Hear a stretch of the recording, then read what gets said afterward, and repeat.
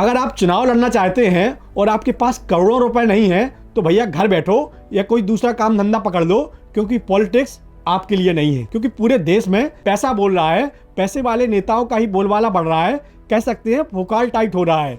Election commission का data देख लो, सब समझ में आ जाएगा। 2006 में जो नेता चुनाव जीतकर विधानसभा पहुंचे उनमें सिर्फ 11.8% ही करोड़पति थे, यानी 10 विधायकों में सिर्फ एक विधायक करोड़पति था। लेकिन आज 2026 आते आते यही आंकड़ा उछलकर पहुंच गया सीधे 73.4% पर। मतलब हर 10 विधायक में 7वां विधायक करोड़पति है। और भैया ये करोड़पति विधायकों का ग्राफ आसमान छूने लगा है। पुडुचेरी को देख लो, 2006 में 30% विधायक ही करोड़पति थे, लेकिन 2026 में 96% करोड़पति विधायक बन गए हैं। इसी तरह असम में 20 साल में 12 से 84% विधायक करोड़पति हो गए हैं।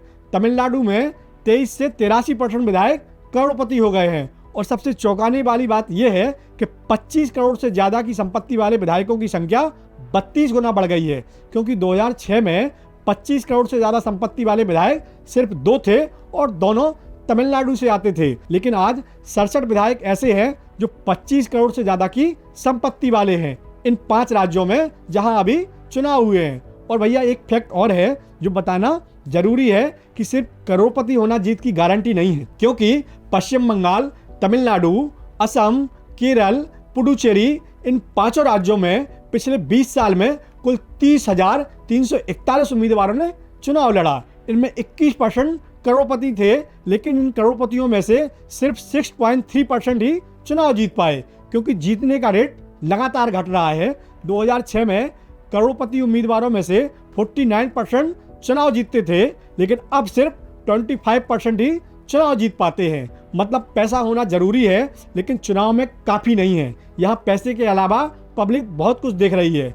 तो भैया सवाल ये नहीं है कि करोड़पति नेता बुरे होते हैं या अच्छे, असली सवाल ये है कि जब राजनीति में एंट्री ही इतनी महंगी हो जाए तो आम आदमी की आवाज कौन उठाएगा। क्योंकि लोकतंत्र में वोट तो सबका बराबर है, लेकिन चुनाव लड़ने का हक अब सिर्फ उनका है जिनके बैंक अकाउंट भारी हैं। गरीब की आवाज तो है, लेकिन उसे उठाने वाला करोड़पति चाहिए।